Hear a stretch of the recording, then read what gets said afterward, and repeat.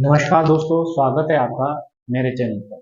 आज हम जो डिस्कस करने वाले हैं तो सिरमौर के इतिहास का दूसरा पार्ट है ना। कुछ चीज के बारे में हम सिरमौर के इतिहास के बारे में पढ़ने वाले हैं। तो सिरमौर की क्या क्या हिस्ट्री रही है उस चीज के बारे में, ठीक है। सिरमौर का इतिहास, ठीक है। पार्ट 2 हम पढ़ रहे हैं, 1 हमने आपको बता दिया था, ठीक है। 2 पढ़ रहे हैं हम आज, ठीक है। उस चीज के बारे में है जो आपको थोड़ा बहुत पता होना चाहिए। कुछ हमने पढ़ लिया था इससे पहले कि कैसे कैसे कर्ण प्रकाश, सुभाष प्रकाश, ये सारी चीजें हमने पढ़ ली थी। आज हम पढ़ने वाले हैं, दूसरा पॉइंट इंपॉर्टेंट है, वो है आपका बुद्ध प्रकाश। बुद्ध प्रकाश के बारे में आपको पता होना चाहिए। जो बुद्ध प्रकाश था उसका नाम पहले महीचंद था, ठीक है। महीचंद था, बाद में औरंगजेब ने इसका नाम क्या रखा, बुद्ध रखा। और औरंगजेब को इसको बहुत प्यार था उस चीज के बारे में, तो उसी दरबार में उसने शराब, अनार और बर्फ लेके चलता था, ठीक है। बुद्ध प्रकाश के बारे में आपको ये पता होना चाहिए, 1664 से 1678 के बीच में डेट है, ठीक है। और किसको, जहां आरा और शाहजहां की पुत्री थी, और इसकी क्या बोलते हैं, औरंगजेब की बहन थी, ठीक है। तो उसको ले जाता था, उसको अपनी बहन मानता था एक तरफ से। उसके बाद मेदिनी प्रकाश आया, और मेदिनी प्रकाश ने नाहन में जगन्नाथ मंदिर का निर्माण करवाया। यानी कि कब, आपने याद रखना, 1681 में। किस चीज का, जगन्नाथ मंदिर का निर्माण, जो नाहन में है, ठीक है। इसके समय में ही गुरु गोविंद सिंह, जो आपको पता होगा 1684 से लेकर 1688 तक ये नाहन और पांवटा में रहे हैं। बंगाणी का युद्ध भी आपने सुना होगा। और नाहन और पांवटा क्या उस समय कौन राजा था, तो पूछा जा सकता है आपका कि उस समय राजा कौन था सिरमौर का, तो ये आपको पता होना चाहिए। उसके बाद हरि प्रकाश, कई बार आपको हरि प्रकाश मिलेगा और भू प्रकाश भी, ठीक है। तो ये आपने दोनों चीजें याद रखनी है, हरि प्रकाश भी मिल सकता है और भू प्रकाश भी मिल सकता है, तो ये आपने याद रखना है चीज जो है, ठीक है। 1708 में क्या हुआ, लक्ष्मी नारायण, ये भी नाहन में है, ठीक है। नाहन जगह होगी, लक्ष्मी नारायण मंदिर का निर्माण करवाया था, किसने करवाया था, भू प्रकाश ने। तो ये आपको इस चीज के बारे में इंपॉर्टेंट चीजें हैं जो आपको पता होनी चाहिए कि कौन कौन सी क्या है चीजें।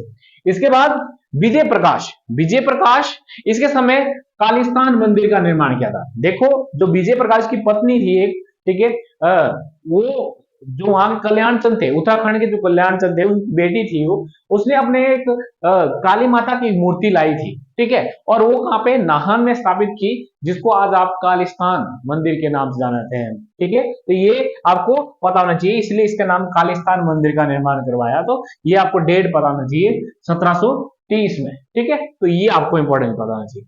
इसके बाद कीरत प्रकाश, जिसने रामकुंड, ये भी नाहन में है, ये 1766 डेट आपने लिखनी है, ये रामकुंडी मंदिर का निर्माण कराया था कीरत प्रकाश ने। उसके बाद है जगत प्रकाश के समय एक अंग्रेज आया था 1781 में, जॉर्ज फास्टर, ठीक है, जो नाहन आया था। उसके बाद जगत प्रकाश के समय में ही एक मुस्लिम व्यक्ति था, उसको पराजित करने, उसके विजय के उपलक्ष्य पर 1785 में उसने क्या किया है, उसने एक मंदिर बनाया था, ठीक है। तो उसको बोलते हैं, कौन सा मंदिर है, कटासन मंदिर, ठीक है। ये उधर ही है आपके नाहन में, और मारकंडा के पास ही है कटासन मंदिर। यानी आपने डेट इंपॉर्टेंट है जो मैंने अंडरलाइन की। इसके बाद धर्म प्रकाश अगला राजा रहता है, और धर्म प्रकाश के समय बहुत सारी चीजें हैं।